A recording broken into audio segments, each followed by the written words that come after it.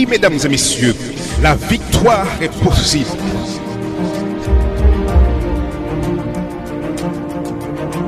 Ne perdez pas espoir.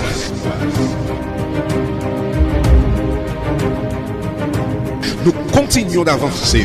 La vie vous met à genoux, mais refusez de rester au sol. Il est vivant. Il est vivant.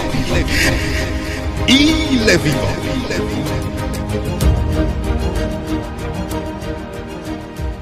Mesdames et messieurs, RJV vous présente votre conférence biblique Voici ton Dieu.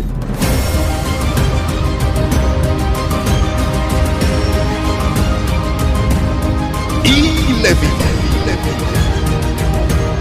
Salut à tous et à toutes.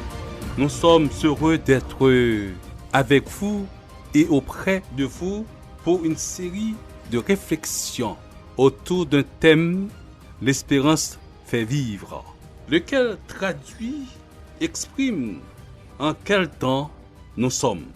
Oui, nous vivons, chers auditeurs, chers internautes, en un temps de crise sans précédent et ne savons quoi faire. Ce temps actuel constitue un véritable cauchemar, un véritable problème pour toutes les couches sociales, toutes les nationalités et dans tous les pays du monde. Malgré les multiples progrès de la science au cours de ces dernières années, les problèmes les plus épineux de l'homme, problèmes politiques, cosmiques, économiques, chômage, conflits religieux, problèmes sociaux et les crises sanitaires demeurent. Les événements qui s'y déroulent aujourd'hui semblent marquer un tournant décisif dans l'histoire, lesquels sont des signes qui annoncent une crise sans précédent. Face à ce constat, mesdames, messieurs, quelle est donc l'espérance qui fait vivre? Alors que notre monde se débat pour trouver des solutions aux crises et apporter avec lui de l'espoir, vous êtes invités à regarder au-delà de ces fragiles espoirs et à regarder l'espérance qui fait vivre. J'ai une bonne nouvelle pour vous, chers auditeurs. Chers internautes, cette bonne nouvelle se trouve dans la parole de Dieu. Les textes que nous utiliserons dans cette première série de réflexions, l'espérance dans un monde en crise, sont Romains 8, 18 à 25 et Romains 6, le verset 23. Notre première réflexion s'intitule comme suit, le grand espoir de la création. Le grand espoir de la création. Prions. Notre Seigneur et notre Dieu, nous te rendons grâce et gloire pour ta parole et l'espérance que tu nous donnes de nous tenir fermes face aux crises dans lesquelles nous vivons. Enseigne-nous, instruis-nous, nous t'avons prié ainsi au nom de Jésus. Amen.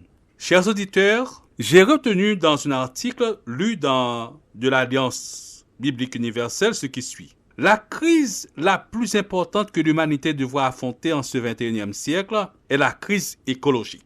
Bien plus important que la guerre ou le terrorisme, l'éclatement de la société ou les fondements économiques, toute crise plus immédiatement visible et plus brillante auquel il contribue en réalité le délitement du magnifique système qui assure notre vie sur cette planète met en danger notre existence même. Ce qui nous fait comprendre, en rapport avec notre titre, que la création a un grand espoir, le grand espoir de la création. Nous lisons dans Romains chapitre 8, les versets 19 à 22, où l'apôtre Paul, son inspiration du Saint-Esprit, nous décrit ce qui se passera. Aussi la création attend-elle avec un ardent désir la révélation des fils de Dieu. Car la création a été soumise à la vanité, non de son gré, mais à cause de celui qui l'y a soumise, avec l'espérance qu'elle aussi sera affranchie de la servitude de la corruption, pour avoir part à la liberté de la gloire des enfants de Dieu. Or, nous savons que jusqu'à ce jour, la création tout entière soupire et souffre les douleurs de l'enfantement.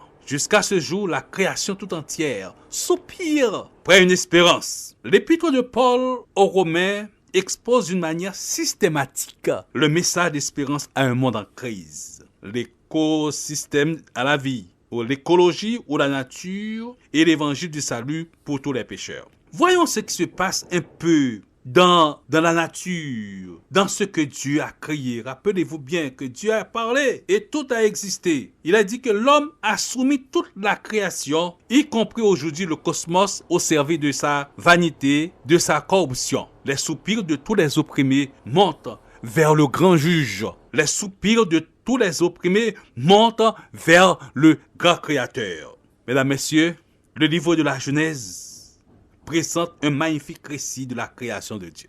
Tout avait été ingénieusement conçu par le Dieu créateur.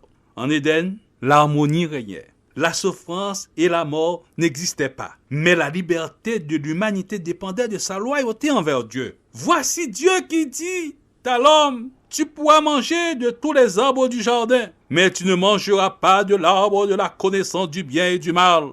Car le jour où tu en mangeras, tu mourras. Genèse 2, 16 et 17. L'homme n'a pas écouté la voix de Dieu. Il a été séduit et transgressa l'ordre du Créateur, l'ordre de son Dieu. Quelles en sont les conséquences? Après la chute, la malédiction ne tomba pas uniquement sur Adam, ce que nous déclare un auteur inspiré, Ève et sur les enfants, mais aussi sur le monde naturel, sur l'environnement, la nature. C'est pourquoi Dieu dit à Adam, dans Genèse chapitre 3, versets 17 à 19, « Puisque tu as écouté la voix de la femme, de ta femme, et que tu as mangé de l'arbre au sujet duquel je t'avais donné cet ordre, tu n'en mangeras point. Le sol sera maudit à cause de toi. C'est à force de peine que tu en tireras ta nourriture tous les jours de ta vie. Il te produira des épines et des ronces, et tu mangeras de l'herbe des champs. C'est à la sueur de ton visage que tu mangeras du pain, jusqu'à ce que tu retournes dans la terre d'où tu as été pris, car tu es poussière, et tu retourneras dans la poussière. » Après qu'Adam et Ève ont choisi de désobéir à Dieu, chers auditeurs, l'inquiétude, la souffrance, les soucis, le désespoir et la mort devenaient le lot de l'humanité. C'est pourquoi l'homme et la femme ont été chassés du jardin et avec eux, toute la création a été souillée par le péché et la corruption. Selon Genèse 3, 16 à 24 et Romains 8, versets 20 à 22. Verset 21, Paul nous dit que la création tout entière souffre. George Knight, un écrivain et orateur, conférencier, soutient en disant « Il ne faut pas être particulièrement intelligent pour voir que quelque chose ne tourne pas rond sur notre planète. Les mauvaises herbes poussent toutes seules, contrairement au maïs, au blé, aux tomates, et j'en passe. Des puissants tremblements de terre, des tornades, des cyclones, feux de forêt, des sécheresses, des ouragans ont déjà fait des millions de victimes et la maladie frappe le coronavirus partout. Donc, le monde naturel est au bord de l'effondrement. » Fin de citation. Y a-t-il de l'espoir? Y a-t-il de l'espérance pour notre nature? La création peut-elle être délivrée de cette servitude de la corruption, de ceux qui se dégradent, se meurent, de ceux qui la polluent? Oui, cette espérance est à l'ordre du jour, nous dit Paul. Il projette la nature dans le futur avec l'idée qu'elle sera un jour affranchie de la servitude de la corruption. Oui, chers auditeurs, chers amis, la création tout entière souffre après un renouvellement de toutes choses. La création soupire après une très grande espérance. La bonne nouvelle que Christ est venu pour rétablir le royaume de Dieu, que les enfants de Dieu soient manifestés. Nous devrions voir dans nos vies, nos actes, dans la création autour de nous et au loin, les effets d'avoir retrouvé notre lien avec Dieu qui donne accès à la liberté. Voici ton Dieu, le Dieu qui a créé la terre, ne la laissera pas dépérir éternellement. Il mettra fin à la puissance de destruction une fois pour toutes. Voici ton Dieu. Oh oui, il est présent. Il est omnipotent. Sa présence continuelle est la seconde promesse qui m'enchante, nous dit Richard Lehman. Et j'aime à relire Ésaïe quand il dit de la part de l'Éternel, « Car je vais créer de nouveaux cieux et une nouvelle terre. On ne se rappellera plus les choses passées. Elles ne reviendront plus à l'esprit. Réjouissez-vous plutôt et soyez à toujours dans la détresse, à cause de ce que je vais créer. Avant qu'ils m'invoquent, je répondrai. Avant qu'ils aient cessé de parler, j'exaucerai. » Ésaïe 65, 17, 18 et 24. Dieu a un plan merveilleux. Le dessein de Dieu est de restaurer la nature, de restaurer les cieux et la terre. Et dans Psaume 145, 15 et 16, il est dit, l'Éternel soutient tous ceux qui tombent et il redresse tous ceux qui sont courbés. Les yeux de tous espèrent en toi et tu leur donnes la nourriture en son temps. Tu ouvres ta main et tu rassasies à souhait. Et au Psaume 131, verset 3, il est dit, Israël, mets ton espoir en l'Éternel dès maintenant et à jamais. Et à vous tous, mesdames, messieurs, mettez votre espoir, votre espérance en l'Éternel dès maintenant et à jamais. Ce monde n'est pas entre les mains des humains, il est entre les mains de Dieu. Nous pouvons faire face à l'avenir avec une plus grande confiance. Jésus revient bientôt. Vous pouvez avoir confiance en ce Dieu créateur. Vous pouvez vous reposer en sécurité entre ses mains. Il vous appelle et vous invite aujourd'hui même, à venir à lui.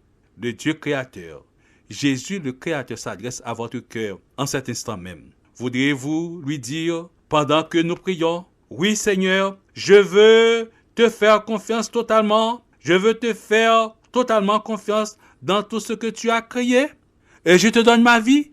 Oui, remercions-le. Prions. Notre Seigneur et notre Dieu, merci pour cette assurance que tu nous donnes à travers ta sainte parole, de ce que nous observons et de ce que nous vivons à travers la nature, à travers notre écosystème, que bientôt, très bientôt, notre nature, notre écosystème sera restauré. Quelle belle espérance dont nous avons et que nous jouions bientôt une vie merveilleuse avec toi. Qu'il en soit ainsi au nom de Jésus et pour sa gloire. Amen. C'était votre conférence biblique Voici ton Dieu. Si vous avez besoin d'un éclairage, si vous voulez connaître davantage, si vous avez une question, l'équipe Voici ton Dieu est à votre disposition. N'hésitez pas à nous contacter par WhatsApp ou SMS au 06 94 233 352 06 94 233 352 ou alors par mail à évangiledevie.bible@gmail.com évangiledevie.bible@gmail.com. Nous vous remercions de votre écoute et à bientôt sur RJV. Tout est noir autour de toi, tu cherches ton chemin, le cœur brisé, déchiré et découragé. Je sais ce n'est pas facile, je comprends ce que tu vis. Tu te crois abandonné à combattre une armée. Dieu a un plan pour toi, Dieu a un plan. Son amour est pur, son cœur est bon. Et souviens-toi toujours que Dieu a un plan.